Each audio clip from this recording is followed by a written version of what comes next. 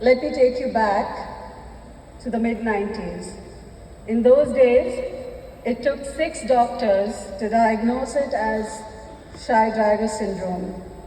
Today, it would be a lot easier and called multiple system atrophy, or MSA. We were told that there is no known cause and there is no cure for this autoimmune condition that my very fit father, who was a pilot in the Indian Air Force, now suddenly had to navigate. My father was the only son, an ideal son, the very personification of Shravan Kumar, or Ram. So when he fell ill, my grandfather really struggled and was soon gone.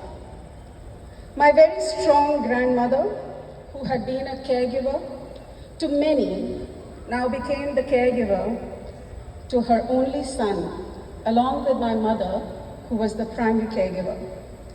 Just like many others in our country, we did not identify as caregivers.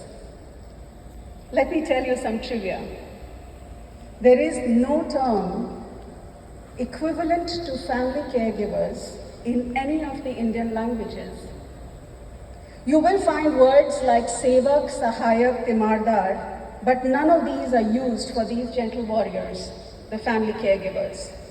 I too believed that I was doing what all of us must do as good sons, good daughters, good wives, good partners, good parents.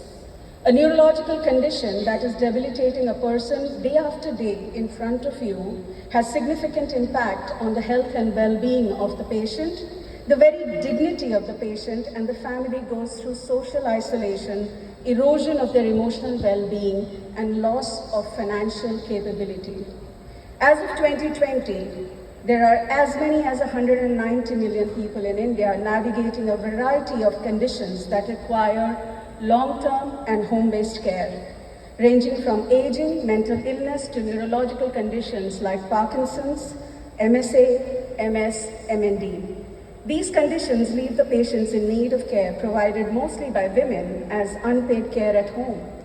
These gentle warriors are invisible, unrecognized, underappreciated, and underserved, grappling with emotional roller coaster, empathy fatigue, anticipatory grief, ambiguous loss, and are at the risk of mental health challenges themselves.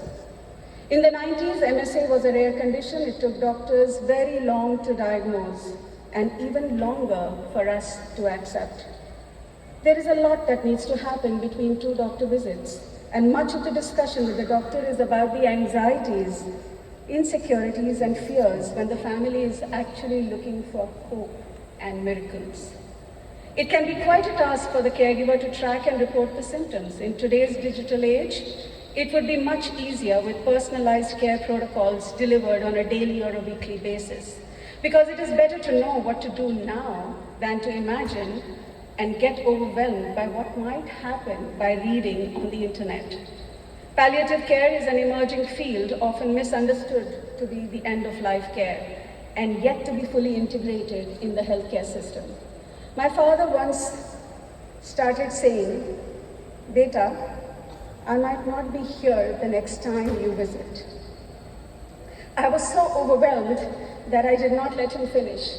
Over the last 24 years, I have often wondered what he wanted me to know. I wish someone who knew palliative care had held my hand and explained to me the idea of a living will, supported us through this very critical conversation.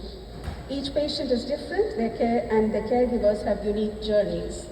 As was in our home, when my grandmother went through was very different from what my mother was going through and what my brother and I were grappling with. We were all trying to be strong for the others and very alone in our struggles. There was no time to pause and think or feel our emotions.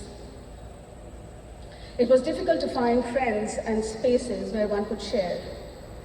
We were not rich enough to be able to afford hired help, and neither were we poor enough to access social support systems. We just had ourselves to depend on. I had wanted my dad to have a wheelchair, but it was difficult to afford one. And today, it would have been difficult to choose the appropriate one. Through the dark days, the only hope would arrive occasionally into our home via post through a newsletter from the Sarah Matheson Trust in UK. It would give us some information, some tips to patients and caregivers, and some ideas of what to expect, and we did not feel alone. Family caregivers need a community of others who are walking through similar conditions so that we do not feel alone and we can replenish our emotional reservoirs. Technology is magical. Today we can order a cab, navigate cities without knowing the local language, deliver groceries in less than 10 minutes, learn skills and have simulated reality for travel and well-being. I do not even need to tell you, imagine. Digital technology can enable personalized holistic care, from emergency concierge to community learning, financial planning and e-commerce, all accessible at our fingertips.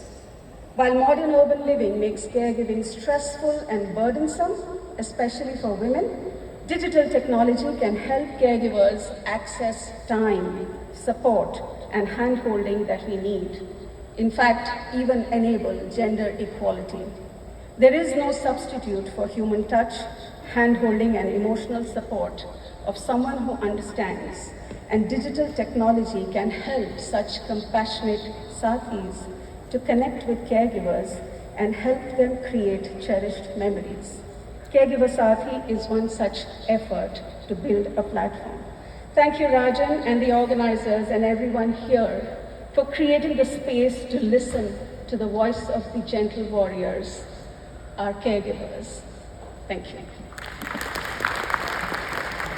Thank you, ma'am. Our next speaker is Mr. Sandeep Chitnis, National Secretary of Multiple